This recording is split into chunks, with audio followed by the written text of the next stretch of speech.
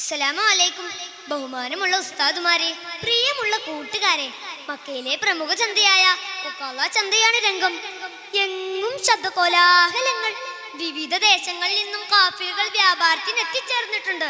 വിവിധ തരം വസ്തുക്കൾ വിൽപ്പനക്ക് നിരത്തി വെച്ചിരിക്കുന്നു. ഒരു ഭാഗത്ത് അടിമക്കച്ചവടം തകൃതിയായി നടക്കുന്നു. അടിമക്കച്ചവടം എങ്ങും സാധാരണമാണ്. ആവശ്യക്കാർ തനിക്കിഷ്ടമുള്ള അടിമകളെ വില കൊടുത്തു വാങ്ങിക്കുന്നു.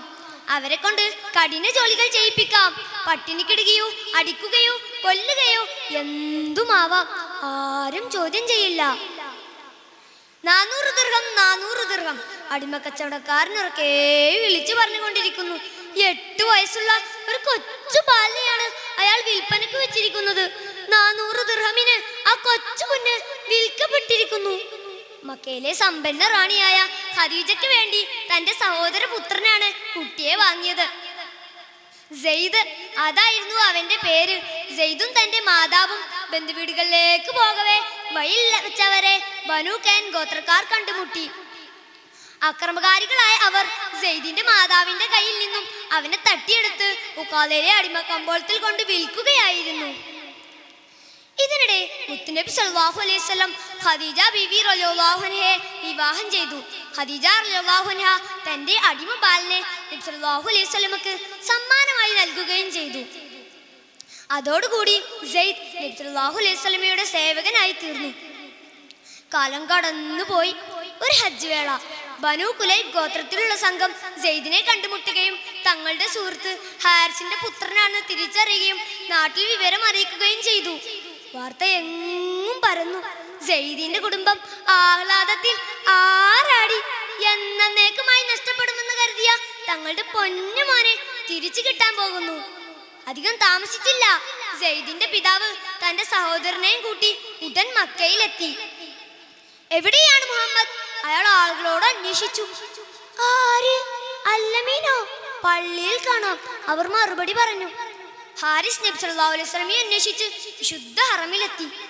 ഓ മക്കയുടെ നേതാവിന്റെ മകനെ, എന്നോട് കരുണ കാണിക്കണം. ഞാൻ എൻ്റെ മകന്റെ കാര്യം ഉണർത്തുന്നതിന് വേണ്ടിയാണ് ഇങ്ങോട്ട് വന്നത്. അവനെ എനിക്ക് വിട്ടുതരണം.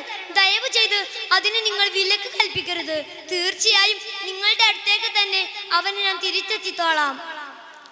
ആരെ കുറിച്ചാണ് താങ്കൾ ഈ പറയുന്നത്? അവിടുന്ന് ചോദിച്ചു. അങ്ങയുടെ അടിമ ബാലൻ സെയ്ദ് ഇബ്നു ഹാരിസിനെ കുറിച്ചാണ്. അവർ പറഞ്ഞു. സെയ്ദിനെ ഹാജരാക്കപ്പെട്ടു.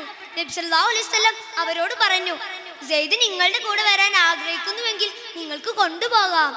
നബി സല്ലല്ലാഹു അലൈഹി വസല്ലം സെയ്ദിനോട് ചോദിച്ചു, മകനെ, നീ ഇവരെ അറിയുമോ? അറിയും, ഇതെന്റെ പിതാവും ഇവർ പിതൃവ്യ സഹോദരനുമാണ്.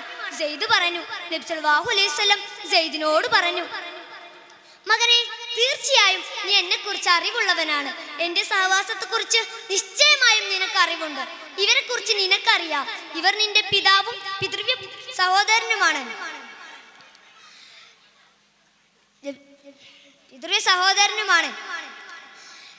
അതുകൊണ്ട് നീ തന്നെ സ്വയം തിരഞ്ഞെടുക്കുക. നിന്റെ കുടുംബത്തിലേക്ക് മടങ്ങാൻ നീ ആഗ്രഹിക്കുന്നുവെങ്കിൽ തീർച്ചയായും നിനക്ക് മടങ്ങാം. എന്റെ കൂടെ തുടരാനാണ് ഇഷ്ടമെങ്കിൽ എന്റെ കൂടെ തുടരുകയും ചെയ്യാം.